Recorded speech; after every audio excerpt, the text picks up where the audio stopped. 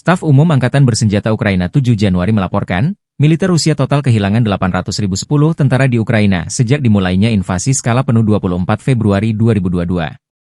Jumlah ini termasuk 1.970 korban yang diderita pasukan Rusia hanya dalam sehari terakhir. Rusia juga kehilangan 10 tank, 45 sistem artileri, 83 pesawat tanpa awak, dan 258 kendaraan tempur pengangkut personel dalam 24 jam terakhir.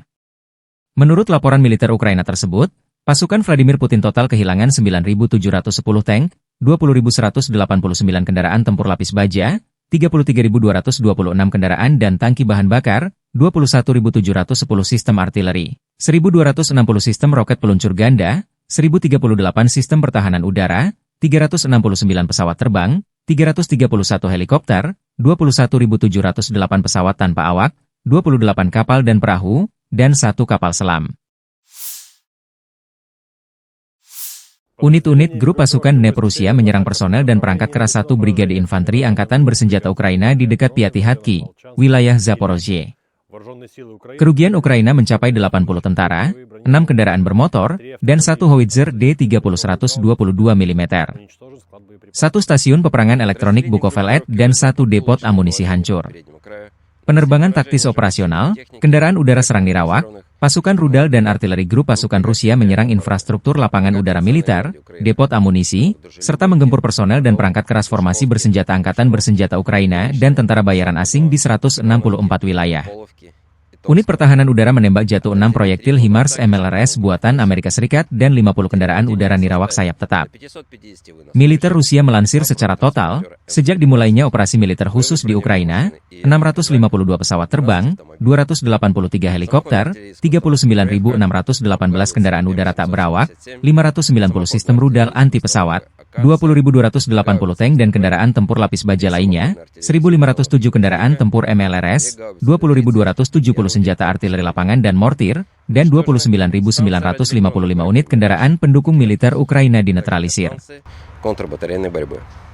Активными действиями подразделений южной группировки войск освобожден населенный пункт Курахово.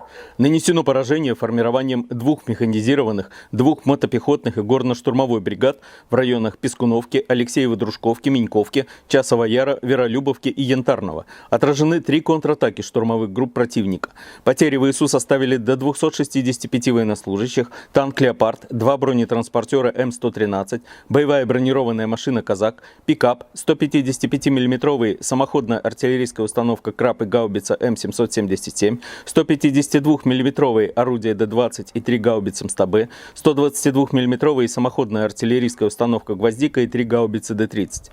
Оперативно-тактическая авиация, ударными беспилотными летательными аппаратами, ракетными войсками и артиллерией группировок войск Вооруженных сил Российской Федерации нанесено поражение инфраструктуре военных аэродромов, складам вооружения, местам хранения, подготовки и запуска БПЛА, а также скоплениям живой силы и техники вооруженных формирований ВСУ и иностранных наемников в 153 районах. Средствами противовоздушной обороны сбиты управляемая авиационная бомба «Хаммер», 12 реактивных снарядов «Химарс» и 115 беспилотных летательных аппаратов самолетного типа.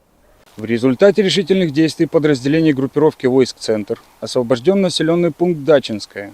Нанесено поражение живой силе и техники 5 механизированных, егерской, десантно-штурмовой, 2 аэромобильных бригад, бригады морской пехоты, бригады территориальной обороны ВСУ и бригады Национальной полиции Украины в районах Дзержинска, Щербиновки, Димитрова, Срибного, Андреевки, Нововасильевки, Украинки, Новоалександровки и Шевченко.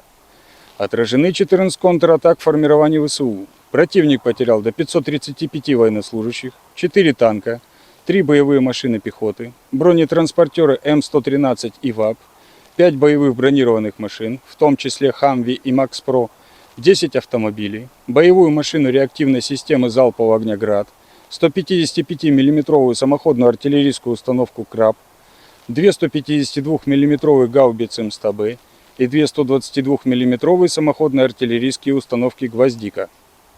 Подразделения группировки войск «Восток» продвинулись в глубину обороны противника, нанесли поражение формированием механизированной бригады и 2 бригад территориальной обороны в районах Богатыря, Тимировки, Нового Комара и Нескучного. Потери ВСУ составили до 170 военнослужащих, 4 автомобиля, самоходная артиллерийская установка «Богдана», гаубица М198, пушка «Гиацинт-С», орудие Д-20 и гаубица Д-30. Уничтожен склад боеприпасов. Подразделения группировки войск «Днепр» нанесли поражение живой силе и технике механизированной бригады, 2 бригад береговой обороны ВСУ и бригады Национальной гвардии Украины в районах Орехова, Понятовки, Новоандреевки и Садового. Противник потерял до 80 военнослужащих, 6 автомобилей, 155 мм гаубицу М777 и 122 мм гаубицу Д-30. Уничтожены 3 склада боеприпасов. Заходили на западные пятиэтажки за улицей Мечникова, которые находятся уже.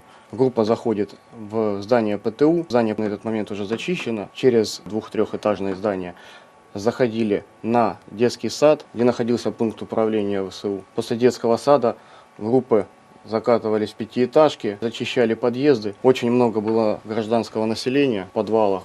Очень много стариков, дети попадались. Военнослужащие ВСУ при контакте сразу же откатывались на край пятиэтажек, не вступали в бой. Наши бойцы практически беспрепятственно забирали начало этих пятиэтажек. Первый подъезд зачистили, второй подъезд зачистили. По подвалу прошли, зашли уже в 4-й подъезд. Противника взяли под огневой контроль с этой стороны и с той стороны, с той пятиэтажки.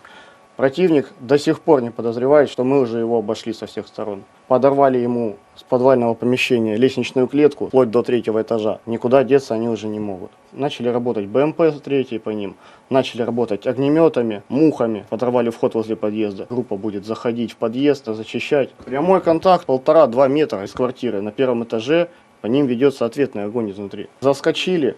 Выдавили противника на 3-й этаж, здание уже горит, потом пламя перекинулось на вот эти этажи. Противнику просто пришлось спускаться, потому что из-за гари, дыма они не смогли находиться наверху. Командиры штурмовых групп очень опытные, на рожон не лезут, все делают очень грамотно. На последнем горящем здании был установлен флаг Российской Федерации и флаг батальона. Этот микрорайон уже был взят, и после этого уже только установлен флаг, когда полностью зачищены были все подъезды. Download Tribun X sekarang. Menghadirkan lokal menjadi Indonesia.